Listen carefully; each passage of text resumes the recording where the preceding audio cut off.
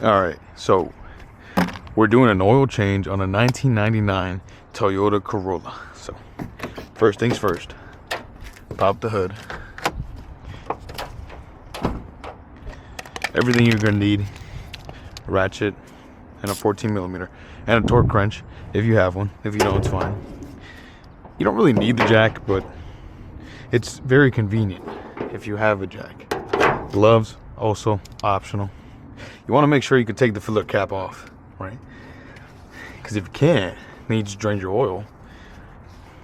And it's very rare that they get stuck, but it does happen sometimes. So I just bought this car, and there are some things I gotta fix on it, like this, but that's for another day.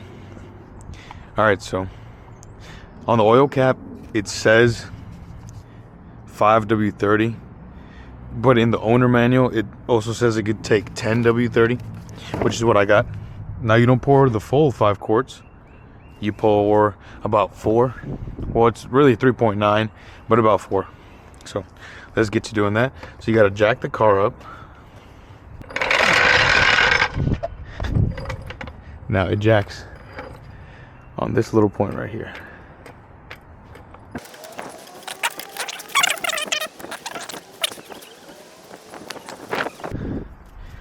Okay, that's good enough for what we're doing. Okay, so get you an oil drain pan, take the cap off, and always make sure to open the bleeder, because that lets the oil get in there.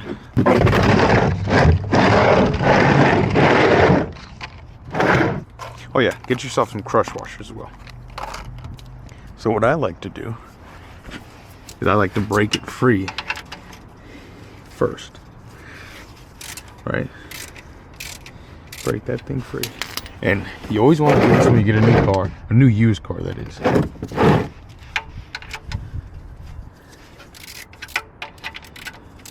Break that bad boy loose. Get it to the point where you can do it by hand.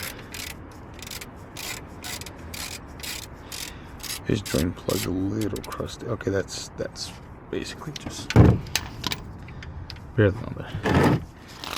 Get the drain pan into position, and then take that bolt out. Just clean it up a little bit. You can hit it with a wire wheel. That's probably what I'm gonna do. So just let the oil drain. Open the filler cap so that there's more air going into it. I like to take the dipstick out as well. Put that on the side. And just get this bolt cleaned up. Always do an oil change when you get a car.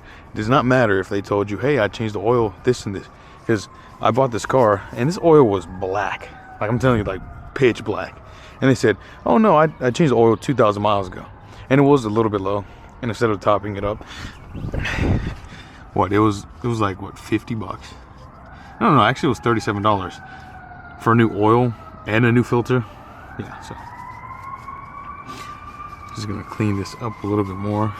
So we're gonna let that drain, and let's hope that oil filter is hand tight. This drain has seen better days, but it's okay. Get you a new crush washer. They come in packs of 2, so I don't really think it matters the orientation, but I'll do it this way.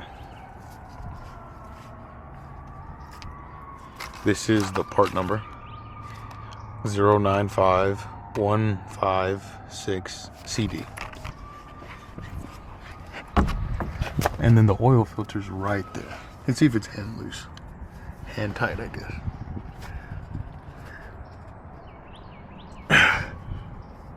Okay, it was hand tight.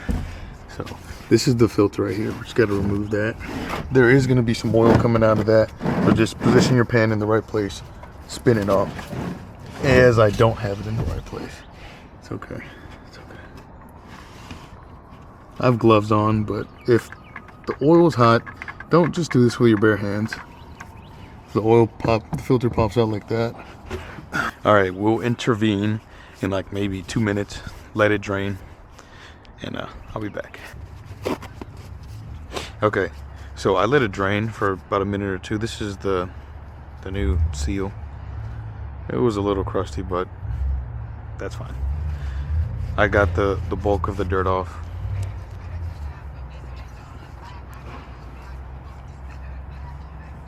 I'll do it this way. And the torque spec for this bolt is 27 newton meters. Before not newton meters, foot pounds. Okay. So let's actually do that now. And the way to read a torque wrench is, you see that 0? Whatever line it lines up to, that's where you're at. So right now, we're at 12.5. So let's go to 27. It doesn't have to be 27. It's just that it's snug on there, good enough, you know? Like, get it hand tight, and then a quarter turn. Okay, so you see right there where the 27.5 and then the 0. Let me just back it off just to 2 right there. Okay, that's 27.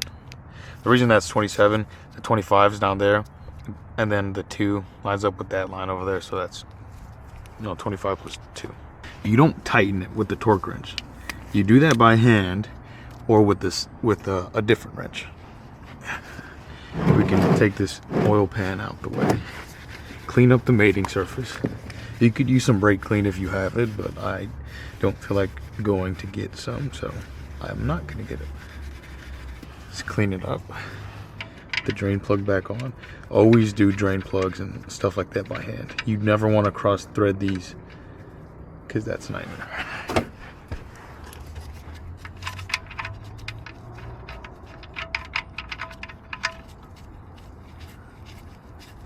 Okay, there you go. So you ratchet it with this one.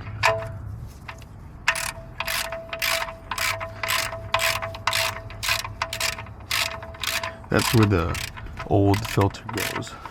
You see how it's starting to get tight? Now, that's when you switch over to your torque wrench. Okay, put that thing on there. And then go until you hear it click.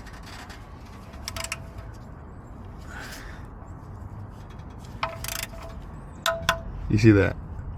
That's it. That's all it is. No more. Okay, let's clean this mating surface. And you always want to make sure that there's no gasket up there. You want to make sure it comes off with the oil filter, because if you double gasket, you're just gonna have a double leak, a big fat leak. Just clean up a little bit. So I'll show you what I mean. So this is the old filter. You always want to make sure that that little black gasket is on the old filter. You never want it to stay on the housing. You know, I really don't like that style of opening things, because I don't know, it's just me though. So what I like to do, I like to pre-fill it just a smidge, or like halfway. Look at that perfect stream. Maybe that's a little bit more than halfway, but let me just get some oil on the seal. Just oil it just a little bit, get a little, just to lube up the seal. That's all you need. And then all we're gonna do, we're just gonna hand tight it. That's it. You get it tight with your hand, and then you do another turn. Hopefully you can, that's a good angle to see that. You always start these by hands. You never want to torque these down with a torque wrench or with a ratchet or anything.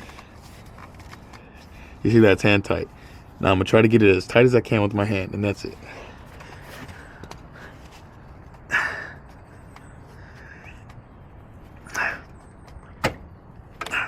There you go. Look at that.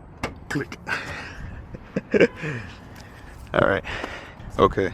So I got this nice and clean. Just rinsed it a little bit. Dried it with a little paper towel.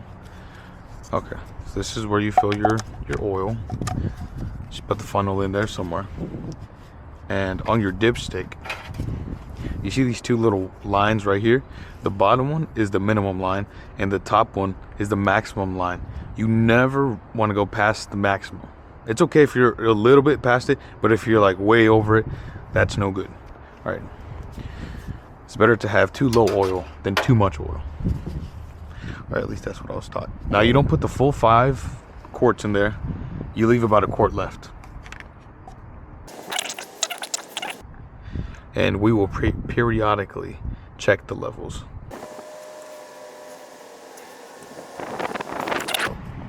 You can see right now we still have 2.5 quarts left, so we want to get down to the 1 quart line. Still at 2 quarts. You see that line? We're right above it. I'm gonna give it just a little bit more. Not too much. We don't want to go crazy here. Just a little bit. That's good. That's good. Right now, we check the level, start the car, and see if there's any leaks. If there's no leaks, you did a good job. I'm proud of you. Clean the dipstick. Check that level. It does take a while. Like, I think maybe a couple minutes for the oil to go all the way down. So look at that. Perfect. That's perfect right there. All right, that is it. Oil change successfully done, baby. All right, let's check for any leaks.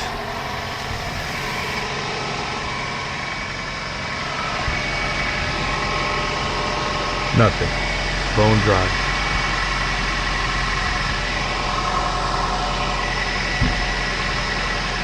All right, so we're done. We're good. Hope you guys enjoyed the video. If you could, leave a like. Appreciate it.